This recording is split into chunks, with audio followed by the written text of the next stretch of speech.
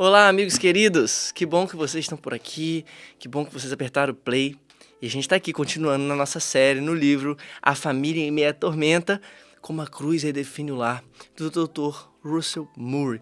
E no último episódio a gente falou sobre a batalha espiritual que a gente enfrenta nas nossas famílias e como a gente deve alertar para isso por meio do Evangelho. Você já sabe, se você não assistiu ainda, você vai lá assistir, que tá muito legal. E hoje a gente vai falar que não é a família que vem em primeiro lugar, mas o reino de Deus. Este é o Família Diante do Calvário.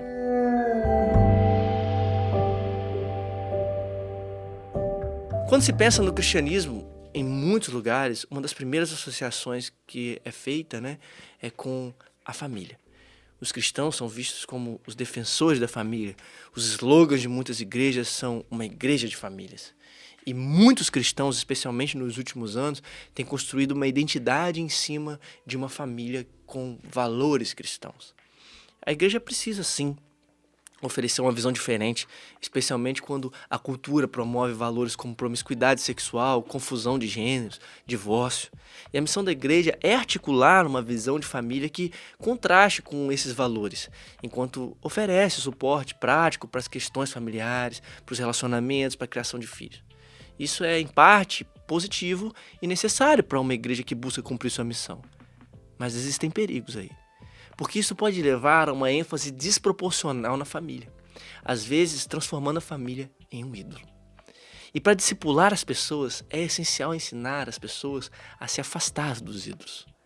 Para muitas igrejas, a família acaba se tornando um ponto de contato com a sociedade e um incentivo para alguns se interessarem mais pela fé.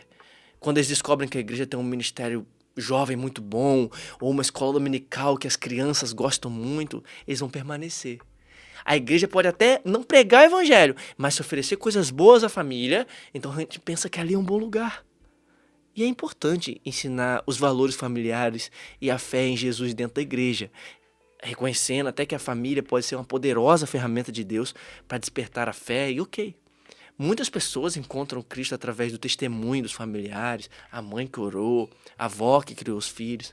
Muitas pessoas voltam para a igreja para criar bem os seus filhos. Como isso acontece com frequência, então é fácil concluir que a religião é apenas mais um aspecto da vida familiar. Algo que se acrescenta, como se fosse um acessório. Embora isso seja em parte positivo, como falei, pode levar a ideia errada de que a família é o ponto central da fé cristã. E a fé não deve ser vista apenas como um acessório à vida familiar, mas como uma transformação profunda. Uma igreja que valoriza a família deve estar em harmonia com a Bíblia, mas a que coloca a família acima de tudo não pode estar. Um cristianismo que coloca a família em primeiro lugar vai se sentir muito desconfortável com os ensinamentos de Jesus. Porque Jesus mesmo disse, se alguém vem a mim e não aborrece seu pai, sua mãe, esposa, filhos e irmãos, até a própria vida, não pode ser meu discípulo. Ele disse em outro lugar, se você não tomar a sua cruz, me seguir, não pode ser meu discípulo. E essas palavras de Jesus significam para a gente dar prioridade a Ele sobre tudo, inclusive até sobre a própria família. Este ensinamento de Jesus, que inclui aborrecer pais e familiares, vai ter que ser entendido como dar prioridade do coração a Jesus acima de tudo. Isso não significa hostilidade aos pais ou rebeldia, mas uma reordenação das prioridades em que Cristo vai se tornar o primeiro lugar. E Jesus afirmou que os pacificadores são abençoados, mas ele também disse que não veio trazer paz, mas divisão, até mesmo entre os familiares próximos. Ele destacou que seguir a ele pode exigir um compromisso que transcende os laços familiares. Ele exemplifica isso em suas palavras sobre tomar a cruz, como a gente falou. Seguir adiante sem olhar para trás. E essa mensagem se reflete nas exigências rigorosas que ele fez aos seus seguidores. Quando ele, por exemplo, se recusou a permitir que um homem enterrasse seu pai antes de segui-lo. Ou outro que se despedisse da família. A forma com que Jesus lidava com a família era radical e muitas vezes chocante para os padrões daquela época. E até mesmo para os padrões de hoje. Ele frequentemente parecia marginalizar, desvalorizar os laços familiares, apesar de não fazer isso. Isso era percebido por aquelas pessoas como uma quebra drástica das normas sociais, das normas culturais. E muitos viam ele como o líder de uma seita perigosa. Ele também chamou os discípulos dele para abandonar as suas heranças, os meios de subsistência familiares, pescadores. Parecia um ato de desrespeito às famílias isso. Ele mesmo não se casou, não teve filho. E em várias ocasiões minimizou a importância da própria família biológica em favor daqueles que fazem a vontade de Deus. A atitude dele poderia ser interpretada como uma transgressão do mandamento de honrar pai e mãe, mesmo que não fosse isso. Mas embora a abordagem dele parecesse desrespeitosa e até desumana, Jesus não estava só sendo caprichoso, ciumento, querendo a atenção toda para ele. Ele estava destacando a importância de priorizar o reino de Deus acima de tudo. Essas declarações parecem duras, mas elas revelam a urgência e a prioridade do reino de Deus sobre qualquer outro compromisso terreno. Jesus usou essas declarações para enfatizar que a dedicação ao reino de Deus supera até mesmo os mais profundos laços, as mais profundas responsabilidades familiares. Então qual que é o ponto? O ponto central do evangelho é a distinção entre pessoas crucificadas e não crucificadas, e não pessoas pró-família ou anti-família. A coisa mais interessante e impressionante disso tudo é que, ao colocar a família no lugar certo, o que Jesus está fazendo é salvar a família. Porque essa reorientação radical dos valores familiares não destrói a família, mas redime a família. E coloca a família no contexto da cruz, da crucificação dos nossos conceitos sob o prisma dos valores do reino de Deus. O Dr. Russell comenta em seu livro algo muito interessante sobre isso. É isso que a cruz faz para a família, e é nisso que enfrentamos a principal arena da batalha espiritual. Os poderes das trevas querem que idolatremos a nós mesmos e, por extensão, a nossa família. Isso significaria a imagem que cultivamos de nós mesmos e nossa família. Clamamos por segurança, para que nossa vida aconteça conforme esperamos, da maneira que achamos que merecemos, com a nossa família e nas outras áreas. Mas se recebermos a família como um presente, não como a única característica definidora de nossa vida, estaremos livres para amar nossa família como ela é, não como uma extensão idealizada de nós mesmos. Não precisamos forçar a família a se conformar com uma imagem que só existe em nossa imaginação, nem nos ressentir por não cumprirem nosso ideal idólatra. O pai intelectual não se ressente do filho com problemas de desenvolvimento porque a criança é seu filho, um presente. Não a esperança de um legado. Nosso anseio por segurança para a família costuma ser um disfarce para a autoexaltação. É isso. O que ele está querendo dizer é que a cruz transforma a nossa visão da família. Em vez de idolatrarmos nossa família como uma extensão, como ele diz, idealizada de nós mesmos, a gente vê ela como um presente. Isso faz com que a gente possa amar agora, então, genuinamente, sem colocar as nossas expectativas. A nossa busca por perfeição, segurança das famílias é só um disfarce para a gente se autoexaltar.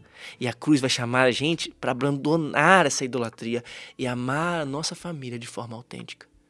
Sabe quando achamos que o que nos dignifica, que o que nos faz ser quem somos é a família ou como ela está caminhando, se bem ou se mal? Ou sabe quando a gente perde o chão porque nossos filhos não foram tão bem na escola, ou as pessoas viram aquela brecha no nosso casamento, não é tão perfeito assim? Quando a gente faz de tudo para manter a imagem protetora da nossa família, sabe disso? Então, tudo isso vai precisar ser redefinido pela cruz, querido. Por melhores que algumas coisas sejam, sem cruz e sem reino, elas só são vazias e elas só trarão sofrimento. A família pode se tornar um ídolo se a gente colocar ela acima de tudo. Como a segurança financeira pode se tornar. Ou como uma boa reputação também pode se tornar. Isso não significa que a gente deve descartar a importância da família, assim como a gente não abandona o dinheiro por causa da tentação de mamon. Mas seguir Jesus exige que a gente reorganize as nossas prioridades. Jesus requer priorizar o reino de Deus, aquilo que nos capacita a cuidar melhor da nossa família. Amar a Jesus acima de tudo, inclusive acima da família, nos liberta para a gente amar mais a nossa família. Quando a gente deixa de lado o controle excessivo sobre a família, seja por meio de uma visão idealizada da família, por meio de uma nostalgia de uma família do passado, dos tempos passados, ou de cicatrizes de feridas familiares, ou de preocupações com o futuro da família, a gente pode viver em liberdade como uma nova criação de Deus. Seu filho não precisa de um pai ou uma mãe que o ame acima de tudo. O seu filho precisa de pais que amem a Deus acima de tudo. Você não precisa de um cônjuge que te ame de forma absoluta e final, acima de todas as coisas. Você precisa de um cônjuge que ame a Deus acima de tudo, com todo o coração, força, alma e mente. Por mais que a nossa cultura projete os relacionamentos como algo apocalíptico e último, nós seremos felizes quando a gente amar a Deus acima de tudo, não as nossas coisas. Por melhores que elas sejam, elas precisam estar no lugar certo. Como diz o Dr. Russell, a família é uma bênção. mas somente se não for colocada em primeiro lugar. E é aí que você precisa pensar, reorganizar, redefinir. Quem que está no centro da sua vida? O que tem ocupado seu coração? Quando você olha para sua família, o que te chama mais atenção nela ou nos seus sentimentos por ela? Como que você pode colocar Deus no centro da sua família, dos amores da sua família? Como que você pode colocar seus medos e anseios sobre sua família em direção ao amor por Deus acima de todas as coisas? Você vai ter que pensar nisso. Todos nós temos as nossas próprias batalhas. Em todas elas, nós vamos ter que redirecionar o nosso coração a Deus no meio das tempestades da vida. Vamos junto nessa jornada? Eu tô com você nessa aí. E a gente tá orando para que a gente possa seguir isso de forma verdadeira. A gente vai ficando por aqui. E como eu sempre digo, não deixa de se inscrever, curtir, comentar. Compartilha com alguém esse conteúdo. Que Deus abençoe muito você e a sua família. Até mais. Tchau, tchau.